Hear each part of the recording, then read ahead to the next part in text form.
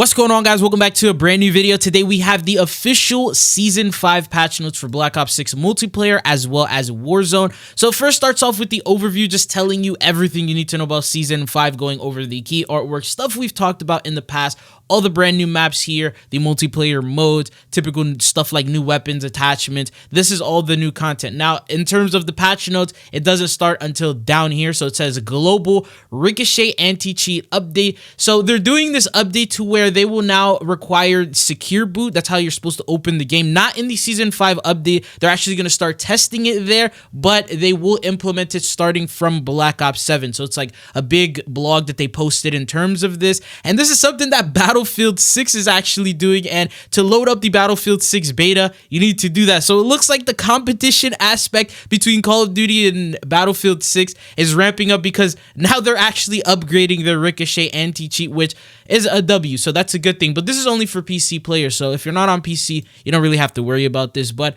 going on to the weapons for multiplayer and zombies.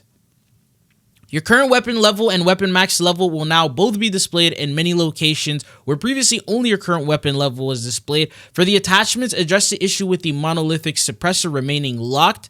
Then they did some weapon adjustments. So they said they're targeting some of the weapons that are seeing lower overall usage than they would like. So basically changing up the meta and improving it to where you can use different weapons that you don't normally use. So the Goblin MK2, the range has been increased. So anything that's color coded is the buff or the nerf that they did. So just the range here, everything else was kept the same. And then for the shotguns, the Marine SP, the range was also increased a little bit. So this is the previous range, this is the new range, same exact thing, no damage increases or anything like that. They also did ADS spread improvement. For the ASG 89, same sort of thing here. So they've increased the range and pretty much all aspects of the weapon except for the maximum damage range. And then this is the before area here. Maelstrom, same exact thing. So they're trying to make shotguns a little bit more viable. By the way, these are the multiplayer side of things. We'll talk about the Warzone balance changes later in the video. Now, as for the LMGs, same thing. They're giving a description here, but pretty much the only thing they're really adjusting is the range as well. So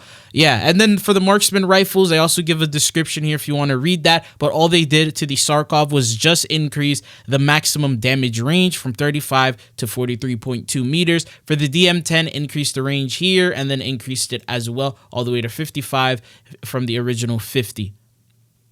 TR2 got the same sort of thing, range increased, Sniper rifles, so let's see, they increased the range as well. So they're not really doing much changes for the multiplayer side of things, just raising the range. And then additional adjustments. Now compatible with stock attachments, view kick and gun kick reduced, visual recoil reduced, idle sway now reduced by 25%, received flinch now reduced by 25%. So the SVD got a pretty big buff for multiplayer. As for the pistols, the range has also been increased, and then they also did fire rate improvement from 375 rounds per minute to 400 rounds per minute. As for the Greg Hova, same thing in terms of the range being increased and no other changes. The GS45, same thing, range has been increased. The Strider range has also been increased for this as well. And then for the specials, Olympia range has actually been decreased, so it got a slight nerf in terms of that. And then the ADS spread has been increased, so overall nerf. And then the short barrel version of it, they've raised the range. So they adjusted the regular version and nerfed that, and then buffed the short barrel. And then as for multiplayer stuff, they talk about the new maps, so runway,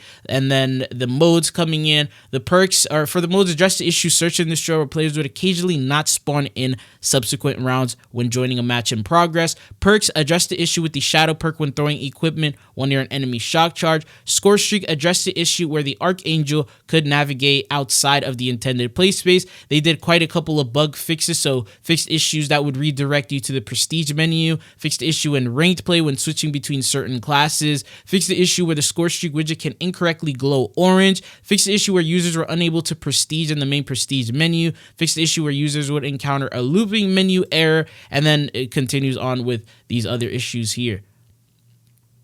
Now going down here, they just show the ranked rewards, pretty much same thing. The ranked season 5 setback. If you play ranked, you already know how that usually goes. So you lose a couple of ranks as you begin the new season, and that's pretty much all they talk about. And then they also did various stability fixes. Then for zombies, new map.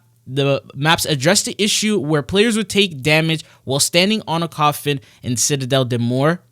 Address the issue where zombies will not drop down near the dumpster and pump and play in Liberty Falls. Close an exploit where players were able to reach a safe spot using Ether Shroud in Liberty Falls. Modes address the issue where Grief Capture Zone was not showing for players in a match in progress. Address the issue where players were not receiving the correct amount of essence and reserve ammo when joining a Grief match in progress. I also addressed the issue where the crafting table would display the self-revive limit as 3 instead of 1 in Grief. Then they addressed the issue where the Dark Flare beam will remain active while players' weapons is being swapped during the weapon carousal Grief. Then then address the issue where additional explosions from the Shatter Blast chain augment would detonate on a zombie instead of the initial detonation point. Address the issue where players may receive the same weapon twice in a row in the mystery box. Address the issue where players would not receive ammo on the left weapon when purchasing a wall buy and akimbo zombie build. And then also address the issue where Shadow Rift may warp zombies outside of the church. And then in terms of perks, they've also addressed quite a couple of issues. So issue where players are not able to trigger Juggernaut reactive armor augment, issue using perks order to be maintained after using mutant injection, death perception extra change augment lacks sound effects to it, the melee macchiato hidden impact augment would refill ammo to certain support items, and then players fists may not appear when using melee macchiato. Then they also did some field upgrades, so a lot of bug fixes when it comes to zombies. And then score streaks address issues with AFK timer, gobblegums address the issue with the free fire gobblegum not applying, enemies also player arms being misaligned, UI issues, stability, and this is pretty much everything that they've done for multiplayer and zombies. Now, as for the Warzone side of things, they did a Ricochet anti-cheat blog thing again. So same exact thing that we talked about multiplayer. Now you need to use secure boot. Then they go on just to showcase the battle pass here, the map adjustments. So Verdansk Militarized Stadium, a new multi-step contract is available during the first full week of the season. Infiltrate the stadium, uncover hidden operations, and complete the explosive satellite hijack contract before the timer runs out. Once unlocked, players will find that this POI is now more meaningful than ever with the introduction of a militarized variant. Updates include new vertical structures offer increased control over sightlines and engagement opportunities. Most additions are made of solid material to reduce wall banging from the outskirts. Height variation between structures introduces more diverse combat encounters. Multiple structures provide plenty of loot for players to scavenge. The outer ring of the stadium remains largely unchanged to preserve familiarity. Starting in week 2 through the end of season 5, the stadium will remain permanently unlocked and be designated as a high-value loot zone. So not in the first week. For modes, Stadium Resurgence, we already know about that. And then this is the playlist that we have for the first week. So the playlist here, they don't give the dates. I'm not seeing any dates here, but yeah, it looks like this is the first playlist update that we have here and everything that will be included. Then they talk about ranked play again, the adjustments and everything as usual. If you play ranked, you should already know about that. Then they go on to showcase the different rewards that you're going to be able to get from this, the challenges you need to do, and then loot and economy adjustments. So ground loot, the new Season 5 PML LMG has been added to ground loot and supply boxes. Lootable perks updated the pool for Shrouded, Irradiated, Loot Master Reflexes, Bomb Squad, and Gun Ho. For the buy station adjustments, so spawn locations have been re-randomized. This is what it looks like in the new version. And then they said the stadium buy station will now appear once the roof has been breached. And then starting from week 2, it'll be there at the start of the match. So this is where all the buy station locations are going to be. For the new contract, Satellite Hijacked, available for 1 week only. And yeah, just breach it and then working with or against one another. I think you might be able to do this together. So it says multiple squads must complete the contract in the same match to initiate the stadium breach. So yeah, you don't need to go against other people. And it says 4-step process. Investigate a campsite to locate the decrypting tool. Eliminate the player who already scavenged it. Hijack a relay module to begin the hacking process. Once hacking is complete, rush into the breached stadium. Rewards. Secure permanent weapon blueprint by locating and holding the weapon case hidden inside the stadium. So there is going to be a weapon case with a blueprint reward. Discover limited time secondary objectives hidden within the area. Available in both core and casual battle royale modes. Highly recommend you just do it in casual battle royale and save yourself the headache. And then for equipment, Spring Mine. Increase damage reduction when prone or diving by an additional 10%. Players now receive 85% damage reduction when performing these actions.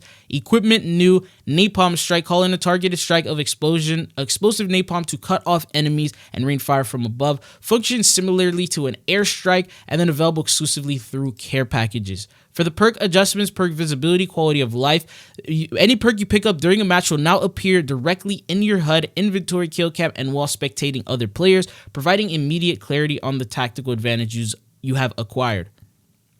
Specialist, obtaining specialists is now easier. Pool balls are now arranged on the rack to help you out. Go take a look. As for the weapons, so general drop rate adjustments, assault rifles now have a slightly higher spawn rate compared to SMGs. And then Rebirth Island Resurgence adjusted each class of weapon drop rate. And these are the classes, so from 30 to 33% and so forth for all of the different categories. Then they talked about the new weapons here that are available. Then the new attachments. Default loadouts, so Kilo replaces the FFAR, Jackal replaces Ladra, etc. And then for the weapon adjustments, so here's like the meta. So the range has been increased here. You can see before 55, now it's 63, and then they also did it again. Bullet velocity increased from 890 and then to 905. Inflict flinch on enemies increased by 15%, so this got a slight buff. The AIM's 85 range has been increased as well, and that's pretty much all that they increased for all aspects of it. The AES Val also increased range for everything here, and then they did additional adjustments. Headshot multiplier increased from 1.15 to 1.2. Lower torso and leg multipliers also increased from 0.85 to 0.9. Bullet velocity increased. Attachment recoil spring, vertical recoil benefit increased from 23 to 30. Horizontal recoil benefit increased from 13 to 20. So AES Val got a pretty good buff. CR56 AMAX range increased. Everything here, and then bullet velocity increase and the inflict same thing as the AK got that change as well. And the Model L range has been increased as well, and then bullet velocity has increased. For the SMG, so the C9 13.97 range, like barely, like it's a super tiny difference compared to the other one, but yeah, that's all they did to it. And then Jackal PDW, a little bit more of a range given to it, and then it's for all of it. And then ADS speed improved from 200 to 195. Compact ADS speed improved, and then KSV headshot multiplier increased. The Ladra got range increases only for these two, and then the headshot multiplier increased. Aim down sight speed also improved. The LC10 got a nerf, so range has been decreased for everything. And then headshot multiplier decreased, arm multiplier decreased, lower torso and leg multipliers decreased, and then ADS speed slowed. So LC10 probably not meta. And then PPSH headshot multiplier increase, aim down sight speed spread improved, and then SOG, or aim down sight speed, but SOG, the lower torso leg multipliers increased from 0.85 to 0.89. ADS speed improved from 200 to 190. The Tanto lower torso leg multipliers also increased. Marine SP sprint to fire has been improved, so super small buff. Then for the LMGs, so headshot multiplier increased from 1.1 to 1.17. Upper torso and arm multipliers increase. Bullet velocity has also been increased. And then for adjustments for the PU21, headshot multiplier increase, upper torso and arm multiplier increase, and bullet velocity increase. And then XMG, same change. So LMG's slight buff. And then for the marksman rifles, attachment full auto mod, headshot multiplier increase, upper torso and arm multiplier increase, a buff for just the full auto mod version of this gun. And then for the Grok conversion of this gun, the damage range has been decreased, and then medium damage 1 has been decreased, bullet velocity decrease, nerf for the Grok conversion. For the sniper rifles, AMR mod 4, ADS speed improved, bullet velocity increased, HDR same sort of thing, but the aim down sight speed has been slowed and bullet velocity decreased, so exact opposite. This got a nerf. LR762, the range has gone up, and this is the new range. And then the Frostline, same thing, range has gone up, bullet velocity has also been increased, and aim down sight speed has been slowed, so like a regular typical balance. Then for the Siren 9mm, the range has been increased and ADS speed improved from 200 to 185. Sprint to fire time improved from 120 to 110. And then they did some UI updates. So weapon level display, same thing that we saw earlier. And then friendly field upgrade indicators. So all these will be friendly tactical equipment and show all the friendly stuff that is available in terms of those. Challenges: set up UAV towers to properly count towards challenges that require a player to be under effect of a UAV. Updated Fang, Diamond, and Dark Matter camo challenges to correctly track multi-kill progress. Expanded the requirement for unique camo challenges that require kills on the most wanted targets.